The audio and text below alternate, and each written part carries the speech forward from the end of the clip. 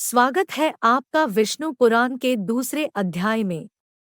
पिछले कल्प के अंत में जब ब्रह्मा अपनी लंबी नींद से जागे तो उन्होंने देखा पूरी दुनिया में सब कुछ खत्म है। पृथ्वी को ना नापे जाने वाली गहराई से बचाने की इच्छा से उन्होंने वरा का रूप लिया और पानी में प्रवेश करते हुए वे पाताल लोक बहुत गहराई तक पहुँचे। उन्हें देखकर पृथ्वी ने आदर के साथ उनकी प्रार्थना की।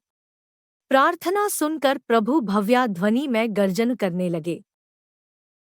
फिर उन्होंने पृथ्वी को अपने बड़े कृंतकों यानी दांत से सहारा दिया और पृथ्वी ना नापी जाने वाली गहराई से बाहर आ गई। जब वे उठ रहे थे तो उनकी सांस से पानी की बड़ी बड़ी फुहारें निकली जिसमें ऋषि भीग गए, जबकि उनकी सांसों की शक्ति ने आम प्राणियों को डरा दिया। प्रभु के जल से बाहर आने पर सभी ऋषियों ने श्रद्धा और आदर के साथ उनकी प्रार्थना की। जल्दी ही प्रभु ने पृथ्वी को जल के कभी ना खत्म होने वाले हिस्सों से बहुत ऊपर स्थापित कर दिया।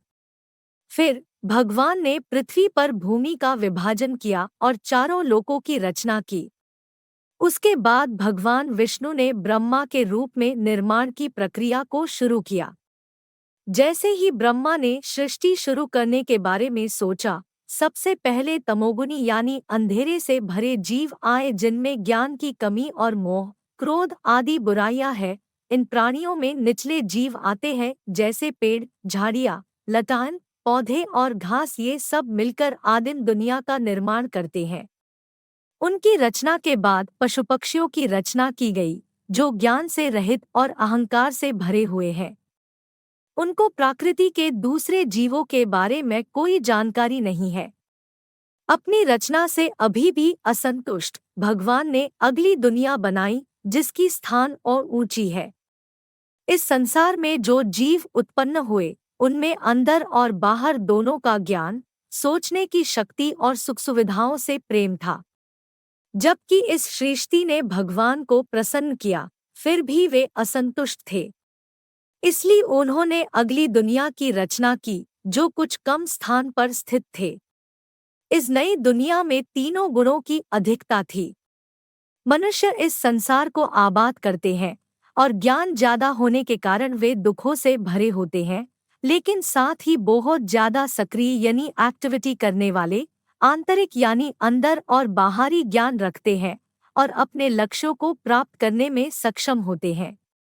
अब दोस्तों विस्तार में जानते हैं कि जीवों की रचना कैसे की गई।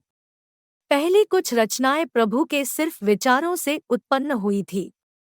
देवताओं, राक्षसों, पितृगण, मनुष्यों और जल की रचना के लिए भगवान ने अपने शरीर का उपयोग करने का निर्णय लिया। इस प्रकार राक्षस सबसे पहले उनकी जांघों यानी थाइस से निकले थे। उसके बाद प्रभु ने अपने काले शरीर को त्याग दिया जिससे रात बनी। उसके बाद प्रभु ने अपने मुख से सात्विक गुणों वाले देवताओं को पैदा किया। उसके बाद भगवान ने अपने सात्विक शरीर को भी त्याग दिया जिससे दिन बना। ये भी कारण है कि देवता दिन में ज्यादा बल प्राप्त करते हैं और रात में दानव अधिक बलवान होते हैं।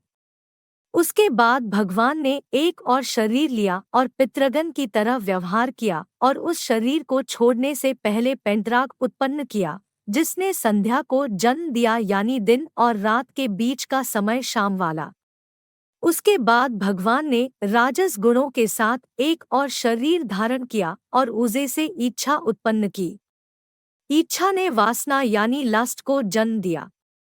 तब अंधेरे में रहकर प्रभु ने संसार की रचना की जो कामना और वासना से भरा हुआ है। यूएस लोक में बड़ी बड़ी दाढ़ी मूंछों वाले बहुत से गंदे दिखने वाले मनुष्य प्रकट हुए और अनकी और दौड़ पड़े। इसकी रक्षा करो कहने वालों को राक्षस और हम इसे खा लेंगे कहने वालों को यक्ष कहा जाने लगा। उसके बाद क्रोधित भगवान ने आक्रामक यानी एग्रेसिव मांसाहारी पैदा किए। उसके बाद भगवान ने गांधर्वों को उत्पन्न किया।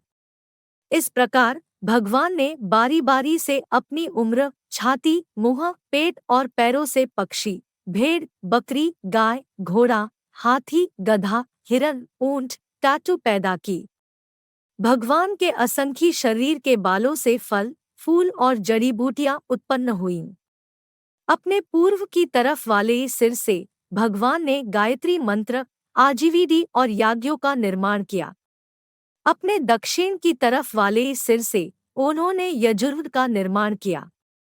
पश्चिमामुखी सिर से उन्होंने सामावेद की रचना की और अपने उत्तरमुखी सिर से अनहोन अथर्वावेद यानी वेदों की रचना की।